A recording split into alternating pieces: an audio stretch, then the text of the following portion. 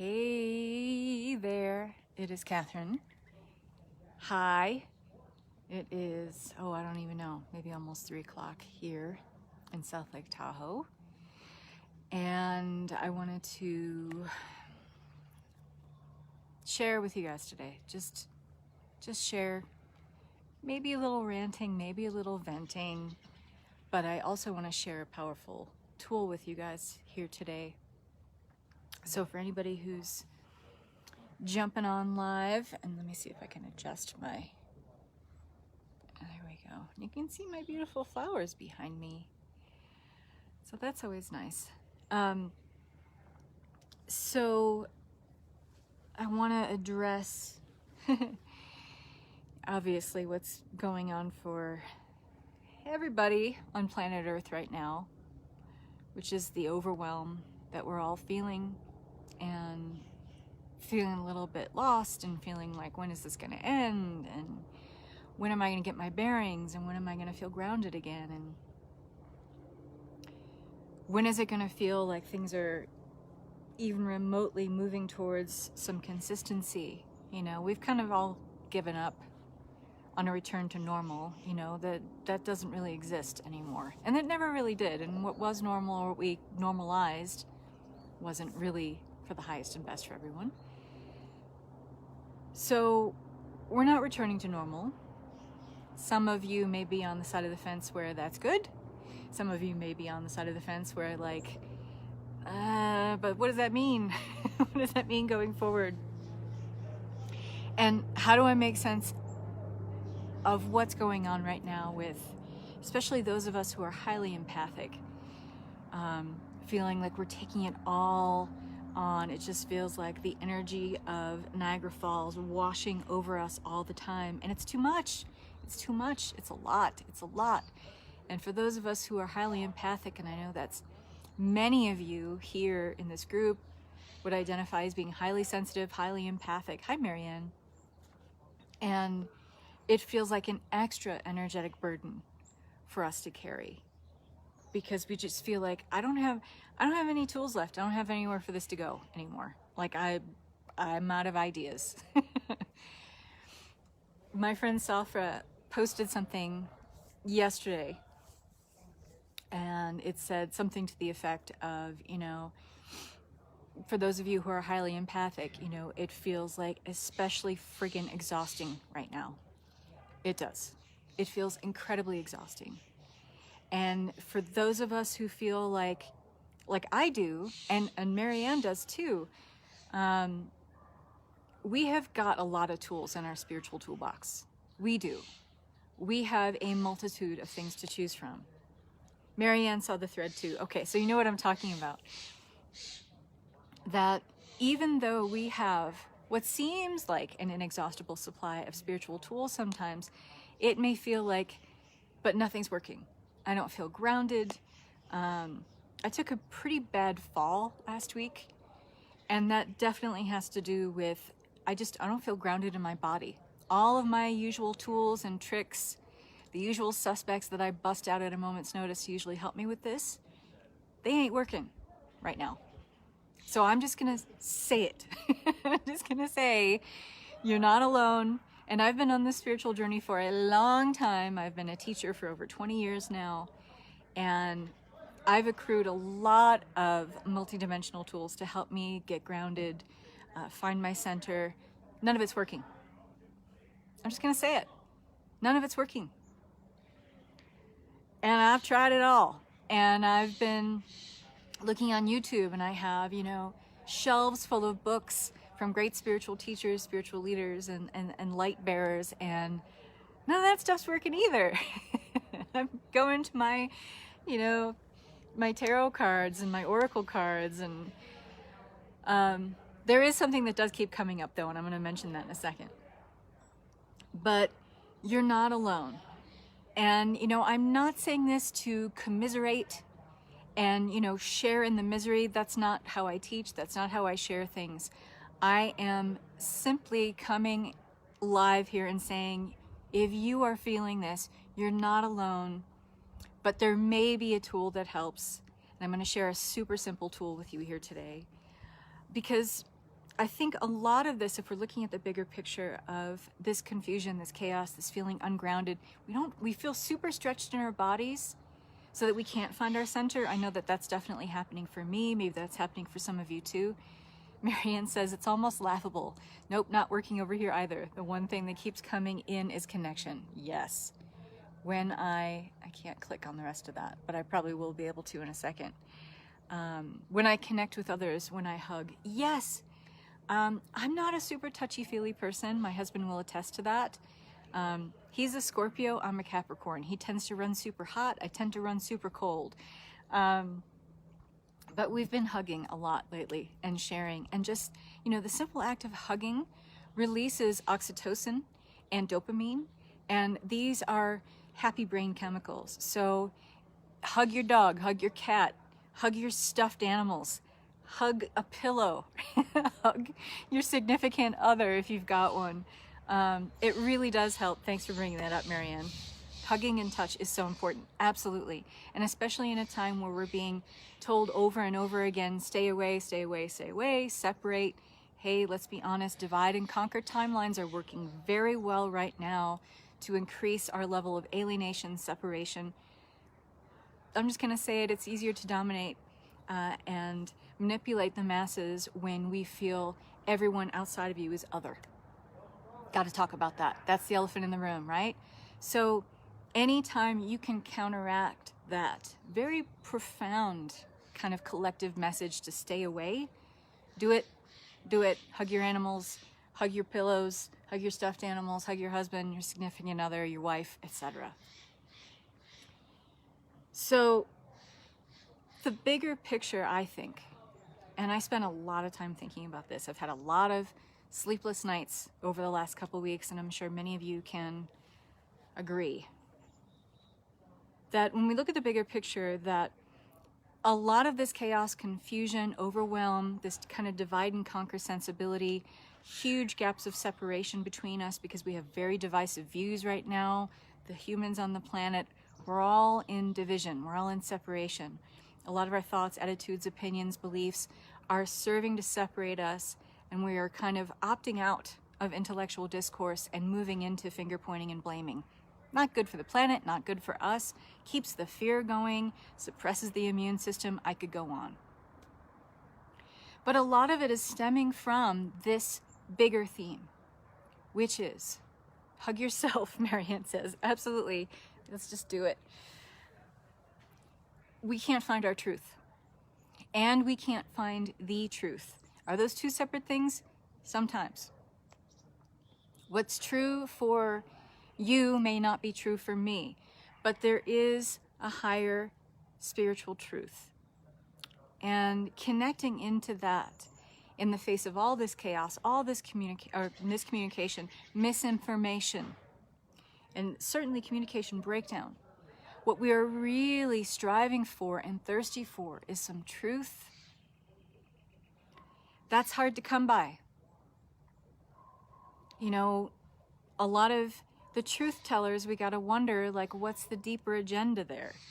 And is this truth coming from a reliable source? Is the truth that we're being told, whatever that is, and I'm talking about anything and everything here. I'm not just talking about COVID. I'm talking about truth at large. When we are searching for that, and we're in a place right now where we are constantly searching for some truth to ground us and to help us feel safe and secure and connected to our bodies and to this earth, we're just not finding it, okay? So I want to give you a tool. I was going to say some other stuff here, but I kind of want to keep this short and sweet because I'm not here, like I said, to commiserate. I'm not here to point the finger of blame like that person's telling the truth and that person isn't telling the truth. That's not what I'm about. And if you've been following me for a while, you know that that's not what I'm here to do.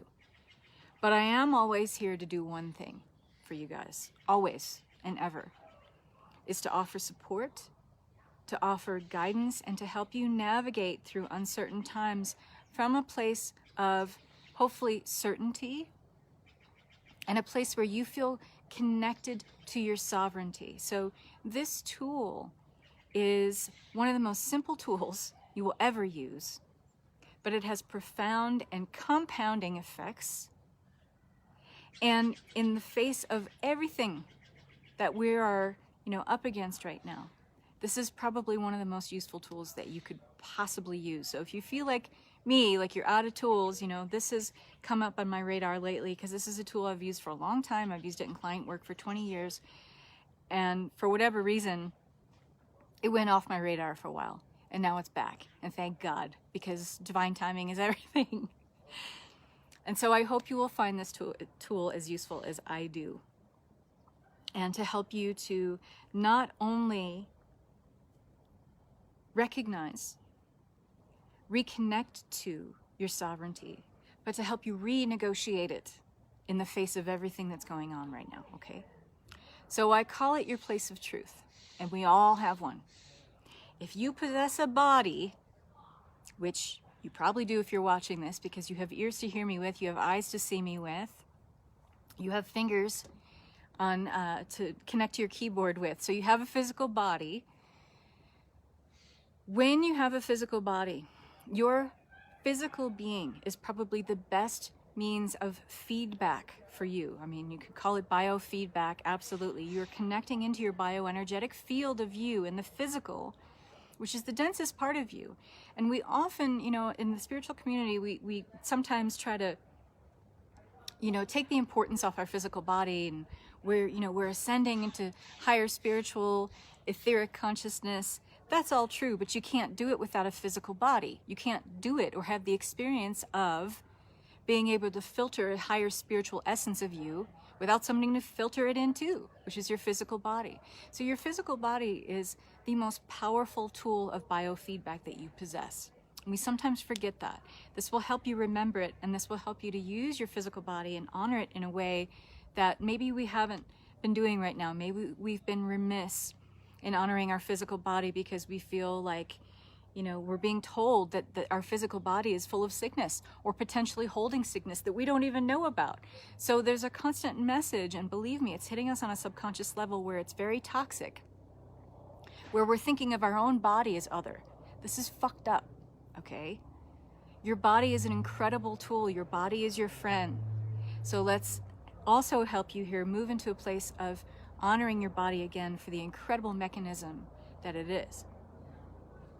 So we all have a place of truth. So a very, very simple way to move into a place of more certainty, to reconnect with, renegotiate your sovereignty as a divine human, is to use this tool. Say your name out loud. Go ahead, do it right now. I am Kathryn Massell. You can use your birth name, you can use your married name, it doesn't matter, because that is true. Some of you, it feels like it's even more true if you're using your birth name. Whatever you want to do, it's fine, it doesn't matter. But unequivocally, without a doubt, that is true. Your name is true. So now I want you to say it again, but I want you to take a deep breath first. In through the nose, out through the mouth. Connect into your physicalness. Feel the temperature of the air on your skin. Be aware of your body and the space that you are holding. Are you sitting in a chair? Are you laying down? Become aware of your physicalness. Okay? And then take another deep breath in and say your name out loud. It's important that you say it out loud. I am Kathryn Massell. Now feel, listen for that ping, because you're all going to have one. Where is that in your body? Where does that reside? And your place of truth can be anywhere. It can be in your big toe. It can be in your belly. It can be in your heart center. It could be in your left shoulder. It could be behind your right eyeball. It doesn't matter where it is. But until you get that definitive ping, that intuitive hit, that is your body giving biofeedback to you saying, yeah, that's true. We're going to corroborate that for you. Where is it? My place of truth tends to be that area in between my solar plexus, so at the base of my rib cage and just above my belly button. That's my place of truth. Okay? And so please share, where do you get that? When you say your name out loud, where do you feel that? So why is this a powerful tool? Because in the face of any information that you're getting right now, and you really cannot suss out, you're not sure if you are getting an answer about truth from a place of ego, from a place of fear, or a place of your higher self vantage point, if you're just not sure, if your, emotionscape is all over the map right now and you're not sure where a sense of truth is coming from, ego, intellect, higher mind, lower reptilian brain, you're not sure where that's coming from, take anything, any information that you're getting out there, state it in the affirmative, write it down so you have an affirmative statement. You're not asking a question because you won't get a definitive answer in your place of truth if it's in the form of a question. You have to do it in the affirmative. Okay? Could be anything. Wearing masks is protecting us. Hey, there's one. Take it up to your place of truth. Because you will get an answer. Okay? Now, on both sides of my chest, equidistant from the center of the breastplate. Awesome. And you can, play with this until you make sure that that's the area that is your place of truth. So stating anything that, can't deny it, can't debate it, is a statement of truth. You could use your age. Sorry about the plane. I am 48 years old, okay? I get that hit again when I say it. I am 48 years old. I feel that in the same place, okay? You can keep creating statements of truth that can't be debated, can't be argued. Take it up to the place of truth and see if it measures up every single time, okay? Alternately, we have a place of falsehood, okay? Makes sense. We're playing with a lot of polarity right now, okay? Your place of falsehood, the same way you would find out your place of truth. State something in the affirmative that is not true. For me, I say my dad's name. I am Robert Massell. Okay. Where do you feel that? For me, it's higher up. It's just below my heart center. Okay? But that's my place of falsehood. And whenever I hear something, experience something, read something, and I'm like, I don't know, could that be true? Am I getting direct intel that resonates in truth? I state it, reform it in the affirmative, say it out loud, quiet my body, go into the space of being very present. You can't do this unless you're present, okay? I have to say that out loud. That should be obvious, but I assume nothing. So get present, get mindful, bring yourself into the now. That's why connecting your body into the space that you are in and connecting into the breath will always bring you into the present and will bring you into the mindful now, okay? The eternal now, because that's all there is anyway. Hey, I'm doing a live here. Stellar Jays are squawking at me. They don't like it when I go live. They're very bossy. So you do the same thing. So for me, I say, I am Robert Massell, and I get that hit. And then I'll say other statements that I know to be absolutely false, okay? And I measure it up to that area again, okay? So where are you getting your place of falsehood? Where does that resonate for you? Play with this, okay?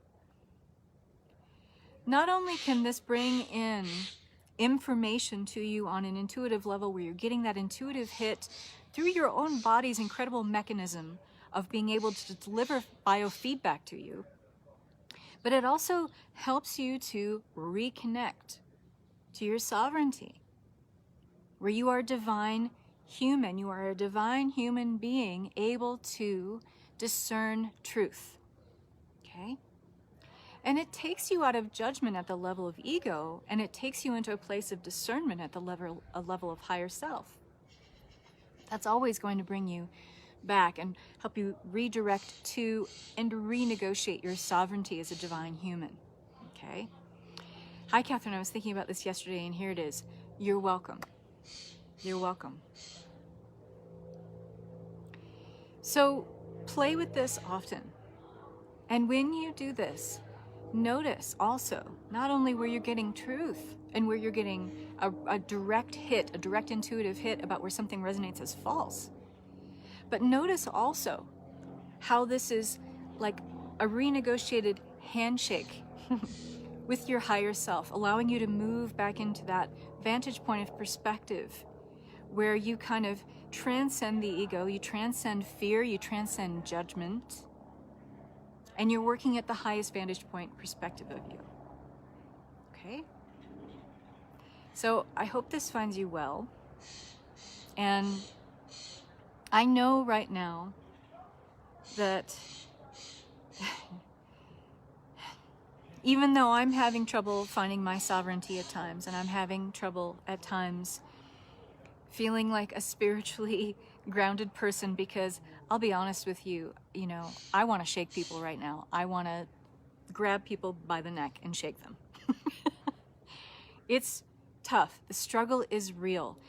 Everyone is dealing with this chaos, overwhelm, confusion, lack of being able to access truth in their own way. The earth is going through a major detox of, let's just call it, biblical proportions. How can we not feel that? How can every human being on this planet not be affected by that? And so, yes, we're dealing with this earthly detox on a planetary collective level, but we're also dealing with it at the level of individuated consciousness. Based on our own beliefs, attitudes, opinions, thoughts, etc., we are dealing with this chaos, confusion, and lack of truth in our own individuated consciousness, in our own special way. It's harder than ever to make concessions for that with everyone else, especially if we are, like I said at the beginning of this call, extremely empathic and sensitive. I am, I know many of you are. And even though you want to take people by the throat and shake them sometimes, it doesn't negate your spirituality. It doesn't make you less of a spirit being.